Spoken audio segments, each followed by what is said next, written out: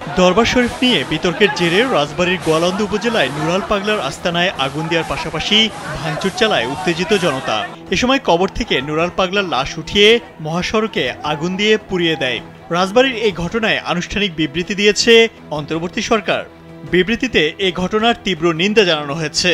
শুক্রবার প্রধান উপদেষ্টার প্রেস উইং থেকে এ তথ্য জানানো হয়। বিবৃতিতে বলা হয়, অন্তর্বর্তীকালীন সরকার গোয়ালন্দে নুরুল হক মোল্লা তথা নুরাল পাগলার কবর অবমাননা ও মরদেহে অগ্নিসংযোগের ঘটনায় তীব্র নিন্দা জানিয়েছে।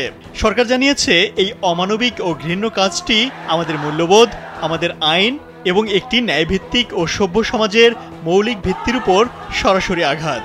এতে বলা হয়েছে, এই ধরনের বর্বরতা কোনো অবস্থাতেই সহ্য করা হবে না। অন্তর্বর্তীকালীন সরকার আইনের শাসন সমুন্নত রাখতে এবং প্রতিটি মানুষের জীবনের পবিত্রতা, জীবদ্দশায় এবং মৃত্যুর পরেও রক্ষা করতে প্রতিশ্রুতিবদ্ধ।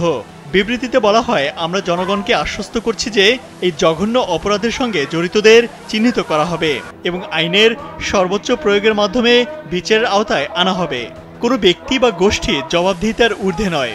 যারা এই ঘৃণ্য কাজের সঙ্গে যুক্ত তাদের উপযুক্ত শাস্তি নিশ্চিত করতে দ্রুত ও কঠোর আইনি ব্যবস্থা নেওয়া হচ্ছে। এতে আরও বলা হয়েছে, আমরা দেশের প্রতিটি নাগরিকের প্রতি আহ্বান জানাচ্ছি, ঘৃণা ও সহিংসতাকে দৃঢ়ভাবে প্রত্যাখ্যান করুন। সহিংসতার বিরুদ্ধে ঐক্যবদ্ধ হন এবং ন্যায় বিচার ও মানবিকতার আদর্শকে সমুন্নত রাখতে সম্মিলিত প্রচেষ্টা গড়ে তুলুন।